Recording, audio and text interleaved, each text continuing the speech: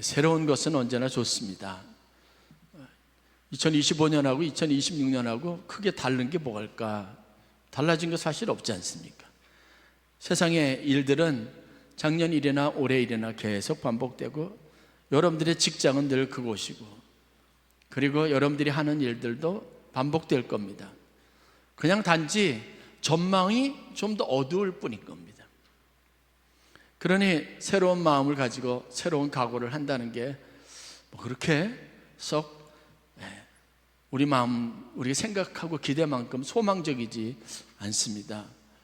희한하게 항상 해마다 연말 연시가 되면 장례식이 참 많은 것 같아요. 저에게도 제가 가봐야 되고 또 기도하고 또 함께 위로해야 될 많은 분들의 장례가 지난 12월 30일부터 1월 2일까지 계속 있어 왔습니다. 가보면 상주들이 되게 민방위하는 것 같아요. 그러면서 다 인사하는데 새해부터 이렇게 바쁘신데 오시게 해서 죄송합니다, 이런 말씀들을 하시더라고요. 그런데 왜 그렇게 연말 연시 이렇게 시점이 되면 돌아가시는 분들이 많이 있을까를 저 나름대로 생각해 보면, 저희 교회에도 올해는 없었지만 거의 해마다 연말 연시에 장례식이 있었습니다. 그런데 그게 고인들의 혹시 마음을 반영하는 게 아닐까 싶은 생각을 가져볼 때가 있습니다. 그래요. 한 해를 마감하면서 내 인생의 마지막도 여기서 좀 마감하고 싶은 마음이, 그냥 그게 절망으로 끝나지 않고 이제는 헐헐 벗어버리고 천국에서 주님과 함께 영원한 즐거움을 누려야 되겠다는 마음의 소원으로 그렇게 많이들 되는 게 아닐까? 시기가 사람들의 마음에 가져다주는 어떤 특정한 감성 같은 게 있다, 정서 같은 게 있다라는 생각을 갖습니다.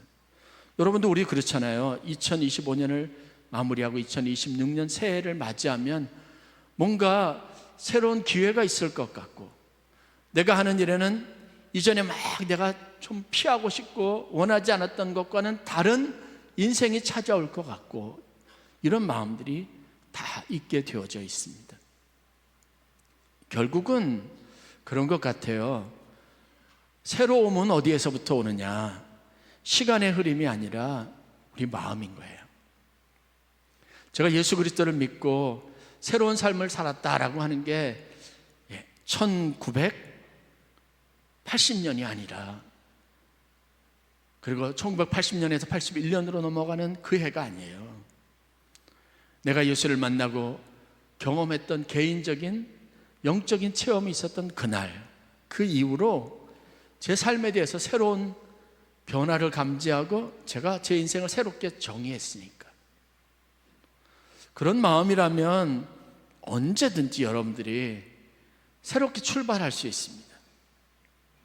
과거와 결별할 수 있습니다. 지금이 하나님이 나와 함께 하시는 때라고 여기고, 그게 믿음이 내 안에 확실하게 접어들면 과거에 내가 지금 어떤 삶을 살았든 지금 겪고 있는 아픔이 무엇이든 걱정할 필요가 없습니다. 제가 여러분들에게 걱정하지 마라, 하나님이 잘 되게 하실 거야 라고 하는 말은 그런 믿음이 있어서 하는 거지, 여러분 귀에 듣기 좋으라고 여러분의 마음을 조금 위로하자고 하는 단순한 목회자의 목회 기술 이런 거 아니에요. 마음을 조금 다르게 먹으면 얼마든지 새로운 날입니다. 새로운 인생의 출발입니다. 저는 인생에 늦게 예수를 믿는 분들을 참 많이 보아왔습니다. 그런데 그분들을 보면 신기해요. 그분들은 좀처럼 그런 마음, 그런 변화를 쉽게 가질 수 없는 분들이거든요. 그게 이렇게 어려운 일이었나 싶을 정도로, 그냥 예수 믿고 교회 나가는 게 이렇게 힘든 일이었나 싶을 정도로 생각이 들기도 하지만, 희한한 건 마음 한번 고쳐먹으면, 마음이 달라지면, 교회 다니기로 작정하면 이게 어느 순간에 내가 평생 해왔던 일처럼 익숙한 일이 된다니까요. 그리고 그것 안에서 즐거움을 얼마든지 찾을 수 있습니다. 새로운 시작은 날짜의 변화나 아니면 시간의 숫자의 변화에서 오는 건 아닌 거예요. 마음입니다. 마음. 여기. 그래서 그리스도께서 여기 이 마음에 계시게 하고 그분의 생명이 우리 안에서 빛이 되게 하고 그분의 삶을 우리가 살아가고자 하는 결단을 가지고 시작하는 해가 돼야 진짜 새해가 되는 겁니다. 제가 오늘 말씀을 준비하는 이유도 여러분에게 새해 첫 주간에 이 설교를 하고 본문 히브리서 10장 35절부터 39절의 말씀을 선택한 이유도 바로 여기에 있습니다. 오늘 설교는 제가 이미 한 달 반 전에 이미 정해놓은 겁니다. 여러분들 예배를 계속 참석하신 분은 송구영 신예배부터 시작해서 지금까지 목사님의 설교가 하나의 이렇게 에스컬레이트 되는 거예요. 그러니까 이렇게 빌드업 되는 거예요. 하나하나 쌓여가고 그래서 주제가 동일하다는 걸 알 수 있을 겁니다. 지난 송구영신 예배와 오늘 말씀이 크게 다른 것 아닙니다. 어떻게 보면 같은 이야기예요. 성경에 있는 모든 내용들도 성경에 수없이 많은 66권의 기록들도 특별하고 특이하고 새로운 건 없습니다. 같은 일을 반복하고 어떤 것이 중요한지를 다시 일깨워주고 기억을 되살리고 그것으로 다시 한번 용기를 주는 일을 할 뿐입니다.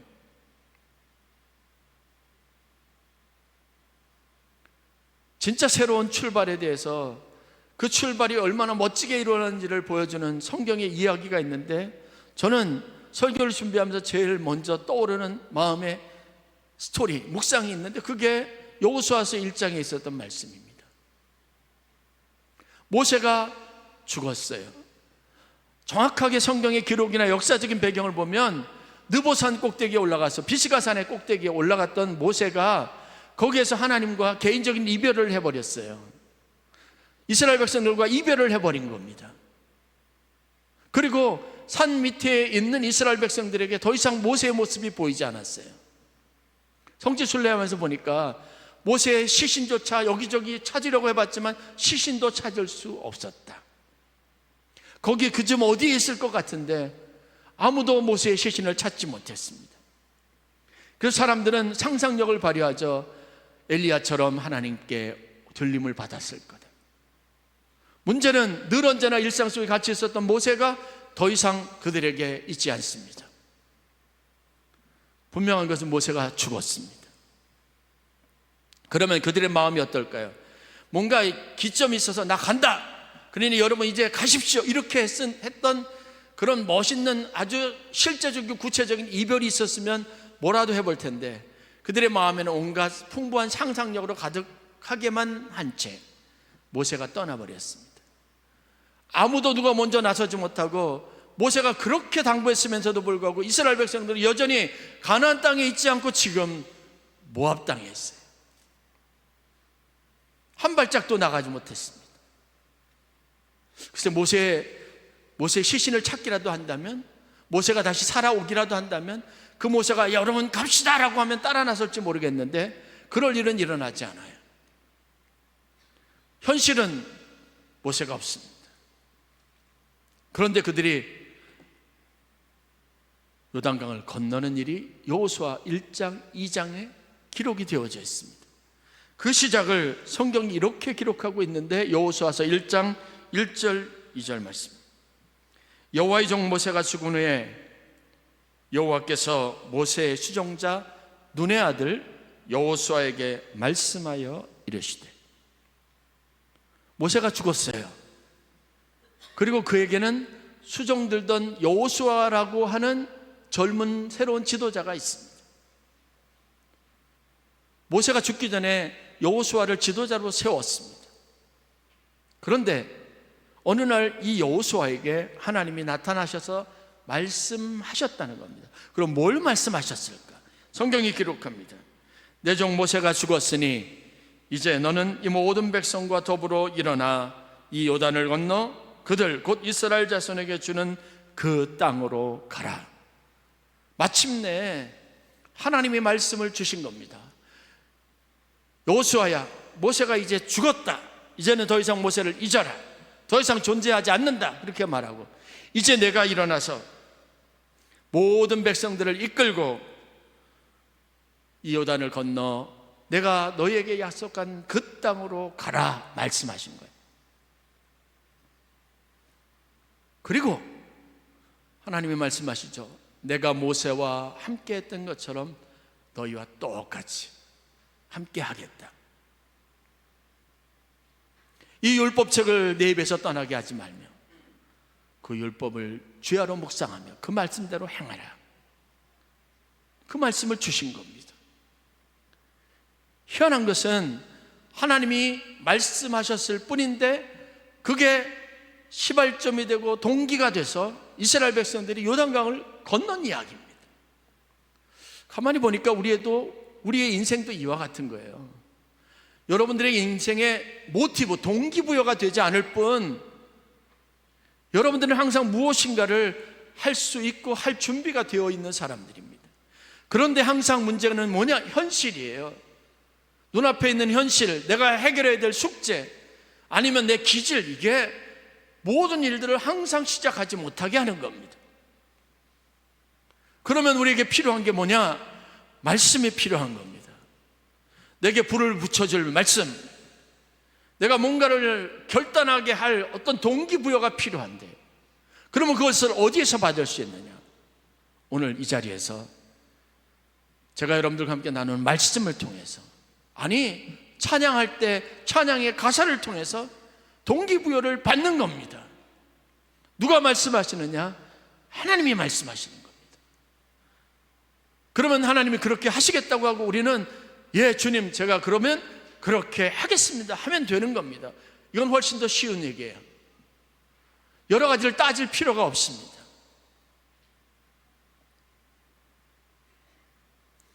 우리에게도 필요한 것은 새해가 되면 붙잡아야 될 말씀이 필요한 겁니다. 어떤 사람은 송구영신 예배 때 했습니다. 오늘도 예배 끝나고 나면 제가 앞에 있을 테니까 기도 못 받으신 분들, 새해를 축복 기도를 받고 시작하고 싶은 분들이 있으면 나오세요. 가능하면 가족들끼리 모아서 나오시면 제가 조금 더 쉽습니다. 기도를 받고 옆에 말씀 카드라고 해서 이렇게 여러분 경품은 아니에요. 그리고 여러분 인생을 횡재하게 할 말씀이 거기 있어요.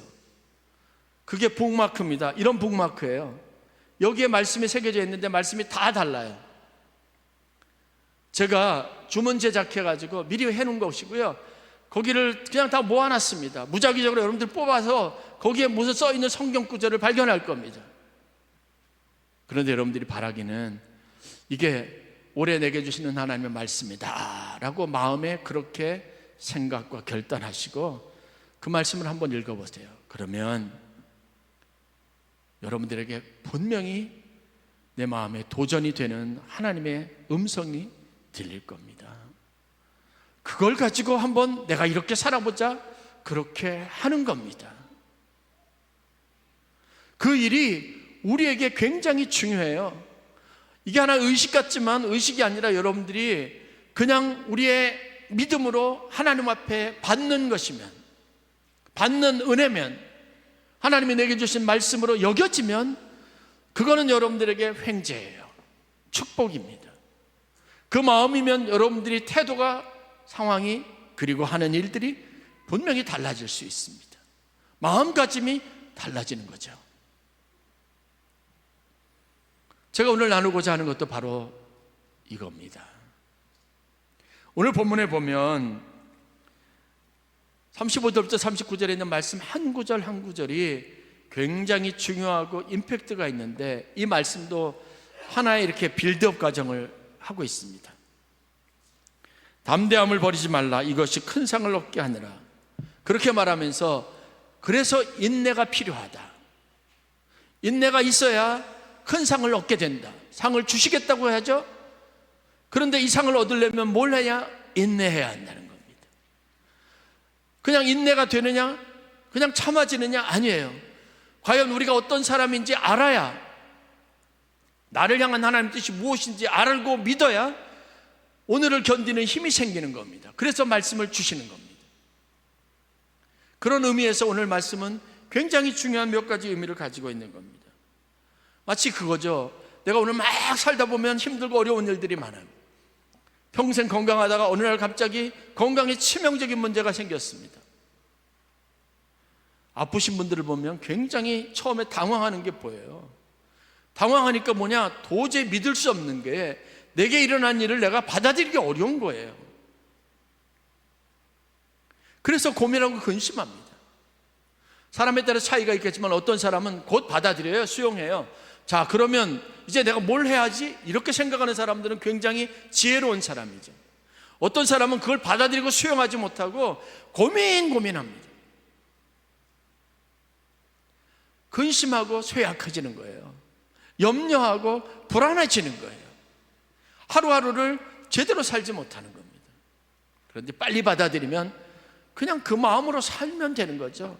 그런데 돌이켜보세요. 과거에 우리가 수없이 많은 일들을 겪으면서 수없이 많은 상황들 속에서 동일한 일들을 반복하면서 오늘 여기까지 온 거고요. 오늘 맡게 되는 일은 이전과는 좀 다른 일일 뿐이에요. 우리는 그렇게 살아왔고 그런 은혜 속에 있었고 잘 이겼고, 그리고 앞으로도 우리가 그렇게 사는 건 변함없는 사실입니다.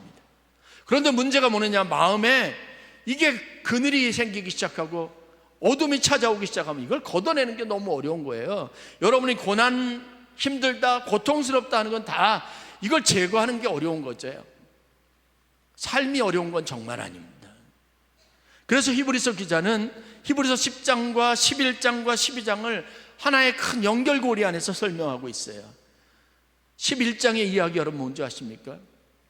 믿음으로 살았던 사람들의 이야기를 이름을 하나하나 대가면서 그 사람들은 어떤 사람이었고 그 사람들은 어떤 믿음을 가지고 있고 그래서 그들은 어떻게 됐다, 이거를 설명한 거예요. 믿음이 있었던 사람은요, 맹수에게 잡히기도 하고 사자굴에 던져지기도 하고 죽을 만큼 매를 맞기도 하고 어떤 사람은 실제로 죽었던 사람도 있고, 그런데 이들이 다 상을 얻었대요. 그들이 바라던, 하나님이 약속하던 상을 얻었대요. 먼저 세상을 떠난 사람이 있다고 여러분 너무 걱정하지 마세요. 진짜 걱정해야 될 건 여러분이지 그분들 아니에요. 그분들은 이미 상을 얻었습니다. 여러분이 머릿속으로 생각해서 이해가 돼서가 아니라 하나님이 그렇게 약속하셨으니까. 그러니 믿음을 가지고 있는 것과 여러분이 생각하는 것이 얼마나 이 간격이 큰지를 알아야죠. 여러분이 생각하는 것은 맨날 고단하고 피곤하고 힘들고 아프고 이런 건 외에 육체적으로 느끼는 감각을 벗어나서 살 방법 없습니다. 그래서 삶이 고단하고 힘들고 절망적인 거예요. 그런데 히브리서 12장에 나와 있는 믿음 있는 사람들을 보십시오. 그들은 그런 거 다 겪었지만 마침내 상을 받은 사람들이에요. 그래서 여러분 부모님들 하나님 품 안에서 이미 쉬고 계셔요. 편히 쉬고 계세요. 여러분들이 부모님 걱정할 게 아니라 부모님이 여러분들 걱정하는 거예요. 장례를 그런 마음으로 치러야죠.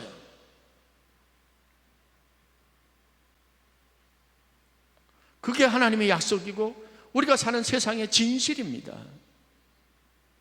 그러니 우리가 우리 앞에 당한 믿음의 경주 잘해야 돼요. 가능하면 믿음을 가지고 담대함을 가져야 돼요. 이 담대함이 성경에 뭐라 그래요? 큰 상을 얻게 한다. 그리고 담대함과 함께 뭐요? 인내. 담대함이 있으면 오늘을 견뎌내는 거죠. 많은 사람들은 담대함을 문제를 작게 보고 축소시키는 힘이라고 말하는데 그거는 심리학적인 거고요. 성경이 말하는 담대함은요, 문제는 아랑곳하지 않는 거예요. 문제하고는 관계없어요. 담대함은 하나님의 위대하심, 하나님의 능력을 알기 때문에, 믿기 때문에, 그것을 붙잡기 때문에 생기는 거죠. 다윗이 골리앗과 싸울 때 골리앗을 보고 덤볐습니까? 아니에요. 만군의 여호와의 이름을 가진 거예요. 그 생각을 가지니까 겁이 없는 거죠. 세상에 우리 앞에 있는 문제를 여러분들이 어떻게 대할까를 염려하지 말고 내 믿음의 크기를 생각해야 합니다. 내게는 과연 이런 믿음이 있나 고민해야 합니다. 그래서 여러분들이 몇 가지 점검해 볼 필요가 있어요. 과거에 내가 예수를 믿고 신앙생활을 한 이후에 지난 신앙생활 여정 가운데 내가 해온 싸움은 무엇인가? 여러분들이 어떤 싸움을 하면서 여기까지 왔는지 생각해 보세요.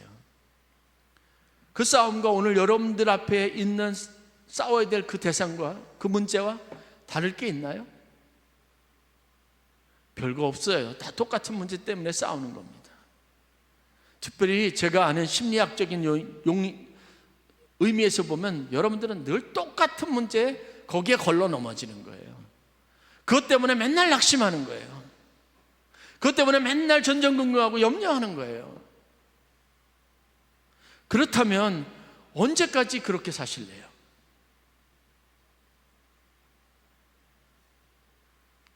사도 바울은 맞으면 맞는 대로, 죽을 것 같으면 죽을 것 같은 상황 속에서 그냥 뚜벅뚜벅 표대를 향해서 달려간다고 말합니다. 마라톤 얘기를 제가 송구영신 예배 때 했어요. 마라톤을 하면 여러분 42.195km잖아요. 근데 여러분 다 그렇게 42.195를 뛰려고 수천 명, 유명한 세계적인 마라톤은 수만 명의 사람이 모이는데 다 그 사람이 42.195 달린다고 생각하지 마세요. 그 사람들은 출발점에 서 있는 것 뿐이지 각자 5km, 10km, 하프 마라톤, 전 과정, 전 완주, 이거 다 목표로 가지고 각자 내가 정한 목표를 뛰기 위해서 모인 거예요. 그 사람들은 끝까지 달리고 끝까지 내가 목표한 데 이르는 게 목적이지 42.195 달리라는 건 아니에요. 그거는 전문 마라톤 선수들이 하는 일이죠. 요즘 러닝이 아주 인기입니다. 신발이 스위스제 신발이 20, 30만 원을 호가해요. 신발이 좋긴 하죠. 달리는데 훨씬 더 발을 편안하게 하죠. 그런데 그것도 잠깐이죠. 중요한 건 내 의지예요. 멈추지 않고 달려야죠. 그래서 달리게 하는 사람들 보면요, 다큐멘터리를 보던 아니면 예능 프로그램을 보던 그 사람들이 달리면서 뚜벅뚜벅 조금 걷다가 또 달리기 하면서 뭐라고 하는지 주저하지 말자, 포기하지 말자, 멈추지 말자, 그러고 가는 겁니다.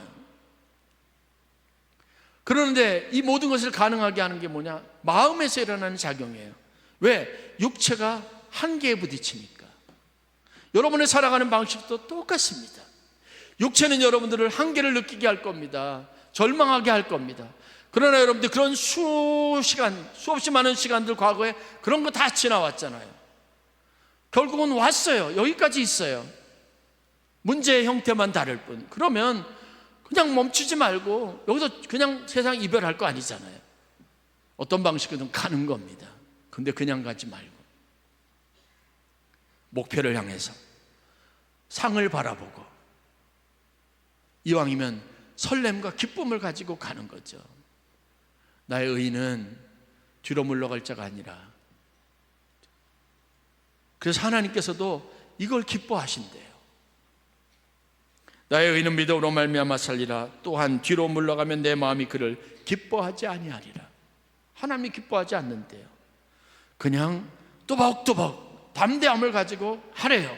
좀 더디면 어떻고, 좀 많지 않은 것, 기대하는 것만큼 되지 않으면 어때요? 어차피 평생 목숨이 끊어지는 날까지 달려야 될 게 우리의 인생이라면 그냥 오늘 달릴 수 있는 것만큼 열심히 달리는 겁니다. 밤엔 좀 자고 아침에 일어나 깨서 좀 달리는 거죠. 그래서 너희 담대함을 잃어버리지 말라. 이것이 큰 상을 얻게 하느니라고 말하는 겁니다.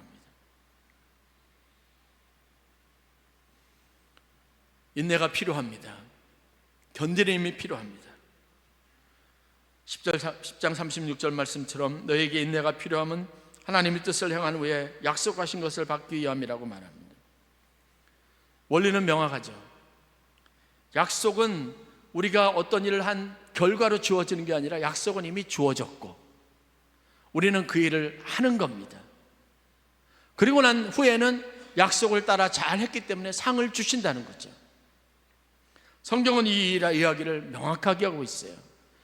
인내를 잘 해야, 소망 안에서 살아야 이 일을 이룰 수 있다는 게 전제 조건입니다. 무엇을 가지고 인내합니까? 믿음을 가지고. 그래서 히브리서 1장에 나오는 믿음의 사람들은 마침내라고 하는 수식어를 항상 동반합니다. 아브라함은 하나님이 기업하실 터전이 있을 것이라고 믿었습니다.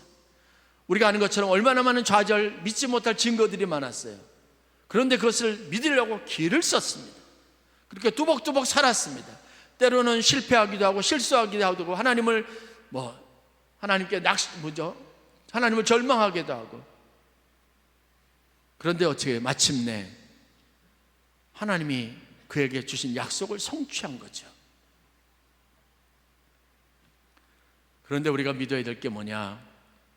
10장 37절 잠시 잠깐 오면 오실가 오시리니 지체하지 아니하시라는 이 사실을 믿어야 되는 거예요.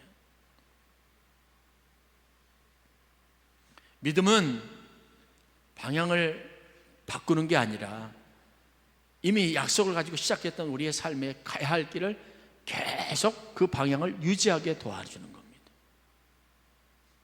그래서 39절 말씀은 우리는 뒤로 물러가 멸망할 자가 아니다.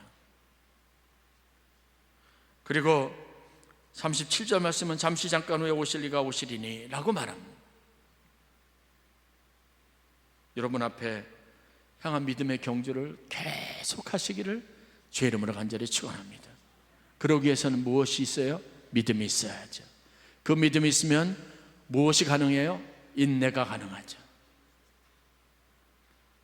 그 인내를 위해서 하나님이 우리에게 말씀을 주시는 겁니다. 말씀과 함께 해야죠. 저희 교회 오늘 주보에도 말씀드리겠지만 14명이 지난 1년 동안 성경 통독을 하신 분들이 있어요. 이왕이면 여러분들 그분들 앞으로 나오라 그래서 이렇게 상도 주고 그래야 되겠지만 그분들끼리 은밀하게 조용하게 그룹을 이루어서 성경을 읽자 이렇게 해가지고 시작했던 일이거든요. 그래서 이따 오후 1시에 제 사무실에서 14분이 성경 읽기 다 하신 분들이 이제 같이 모여서 은혜도 나누고 아마 다과를 나누는 걸로 알고 있습니다. 365일 간단하게 보면 하루에 그냥 10분, 15분 시간을 투자하면 되는 거예요. 성경 읽은 분량을 우리 사모가 성경 읽어진에 공부를 했기 때문에 강사 자격증이 있거든요. 거기서 배우고 있는 걸 프로그램을 갖다 쓰는 거예요. 그 이야기를 전달하면 그 분량을 읽는 거예요. 그리고 그 분량을 읽을 때 쉽게 해주기 위해서 요약, 여기 있는 내용은, 이 분량 안에 있는 내용은 이런 겁니다 하고 여러분들에게 쉽게 읽는 사람들에게 이해가 가기 쉽게 요약을 해서 보내줘요. 그러면 그 내용을 가지고 읽고 성경을 읽는 거죠. 그러기를 얼마를 했냐? 365일 한 거. 우리에게 뭐가 필요하냐? 영적 근육이 필요해요. 면역력이 필요해요. 그건 어떻게 만들어지느냐? 절대 어느 날 하루에 한 번에 생기지 않아요. 그래서 아무리 뜨거운 불을 받은 사람도 그거 가지고는 세상을 못 이겨요. 어떤 사람이 이기느냐? 근육이 있고 면역력이 있는 사람이 이겨요. 이 얘기는 뭘 의미하는지 여러분 잘 아시잖아요. 감기 바이러스가 와도 면역력 있는 사람은 지나가 버린다니까요. 인생에 풍파가 와도 그 마음에 믿음 있는 사람은 풍파인지도 느끼지 못한다니까요. 근육이 있는 사람, 근력이 있는 사람은 아픈 것도 모르고 지나가요. 그게 여러분 훈련의 중요성입니다. 믿음의 훈련을 받고 믿음의 연단을 받아야죠. 무엇으로? 말씀으로. 그래서 올해는 새해 여러분들 그 프로그램을 여러분들에게 소개하고 365 성경 읽기 통독반이라고 하는 클래스를 만들어서 여러분 자원하면 12일부터 시작하려고 그래요. 똑같이 하루에 10분 15분 읽을 수 있는 성경 그 범위를 알려주고 그 내용을 요약해서 다 보내드릴 겁니다. 그러면 읽으세요. 하루 못 지나가 버리면 한 15분 더 투자해가지고 하면 돼요. 얼마든지 메이크업 할 수 있습니다.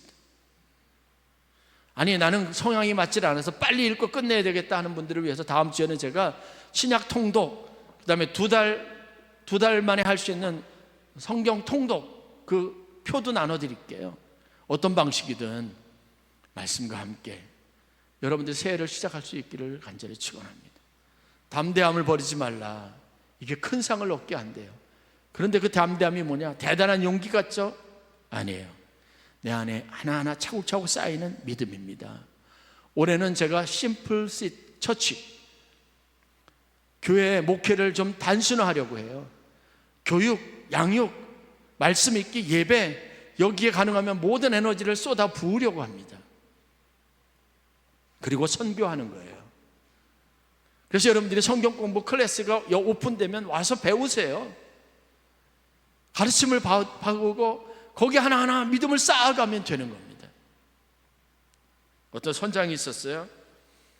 이 선장이 오랜 경력을 가지고 있습니다.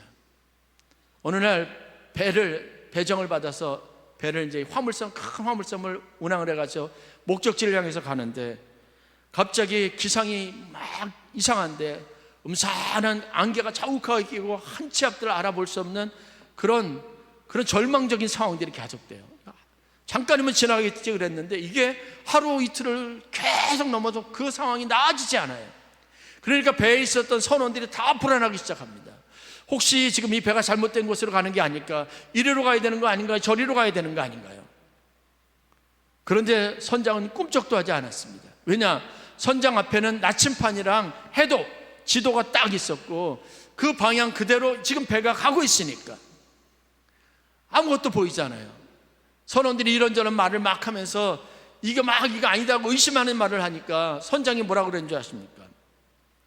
지금까지 수십 년 동안, 수백 년 동안 이 길을 수도 없이 많은 배들이 다녔고 그 배들을 안전하게 한국까지 인도해 준 것은 선장이 가지고 있는 스킬이 아니라 뭐예요? 지도하고 나침판인 거예요. 저나 여러분이나 다른 비결이 있습니까?